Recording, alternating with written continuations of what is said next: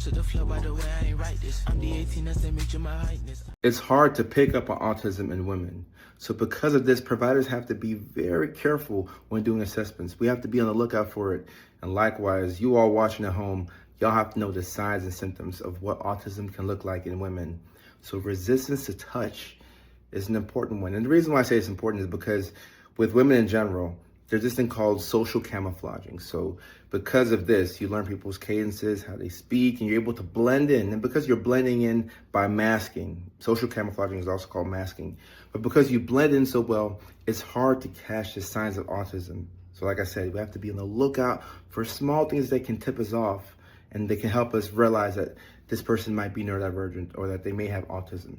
So when it comes to resistance to touch, this is somebody who has a deep aversion. You get this visceral reaction when you're touched without your permission. So in general, nobody should be touching us without our permission, but as you go through life, whether you're at a family reunion or you're at a Christmas dinner, or maybe you're at work, somebody just tapping you on your shoulder or maybe, grabbing you by the waist, nothing sexual, just, the regular, something that somebody else would experience and say, okay, this person was just trying to get my attention. They're just trying to tap me on the shoulder.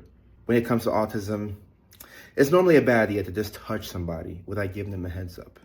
And with anybody in general, we should be giving people heads up, but in a neurotypical world, the way things are, it's completely acceptable. In some situations, it's acceptable to just tap somebody on the shoulder to get their attention. When you're dealing with somebody who's autistic, this could send them into a rage because when you have autism, the way that you communicate with the world is different from how a neurotypical person would communicate with the world. So you might not be down with the, I touch you on the shoulder, touch you on the waist, or, I might just kind of like snap at you to get your attention.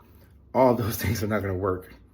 So when somebody has this deep-seated hate for being touched without a heads up, or maybe you get too close to them, even if you're just breathing loudly in the vicinity, that might be very frustrating.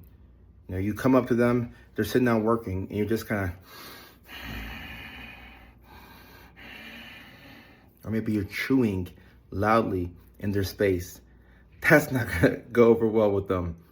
I'm neurodivergent myself, so I'm trying to think of life where I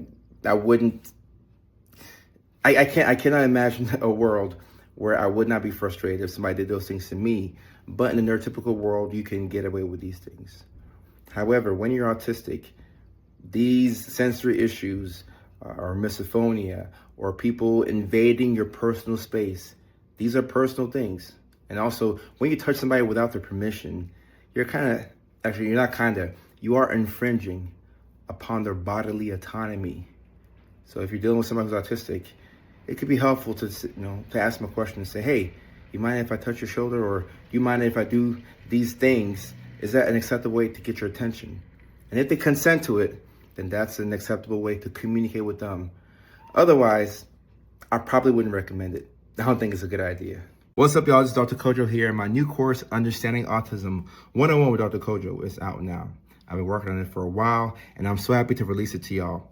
If you have autism, or if somebody that you know has autism and you want to learn more about the condition, click the link in my bio or use the link here to access the course.